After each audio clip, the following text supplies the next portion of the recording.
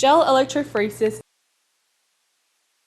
Gel electrophoresis is a tool used to separate fragments of DNA that have different lengths. After removing the DNA from a cell using detergents, it may be fragmented using restriction enzymes. The DNA is invisible at the moment, but adding a dye label to the DNA makes it visible. A common dye used was ethidium bromide, but given that it was highly toxic, other safer fluorescent stains are now used. These stains fluoresce under UV light. Once stained, the DNA fragments are placed in the wells at the negative electrode end of the chamber. DNA is a negatively charged molecule due to the phosphate that help make up the backbone. Gel electrophoresis relies upon the simple principle that negative is attracted to positive.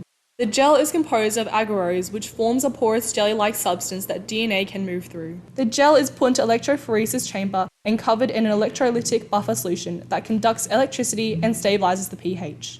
As we said before, once the mix of fragments have been stained, they are put into wells of the agarose gel at the negative electrode, which is also known as the anode.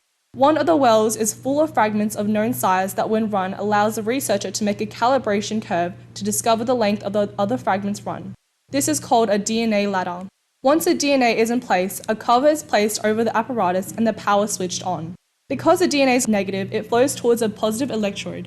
The gel is porous, but friction still occurs as the DNA moves through it. The heavier or larger fragments experience much more friction and thus move much slower, whilst the smaller fragments experience less friction and therefore move much quicker. And the smallest DNA fragment in the ladder has reached the end of the gel, the machine is switched off. The smallest fragments will have moved the first, while the larger fragments will be further back in the gel. The size of the fragments can be determined using the calibration curve created using the ladder.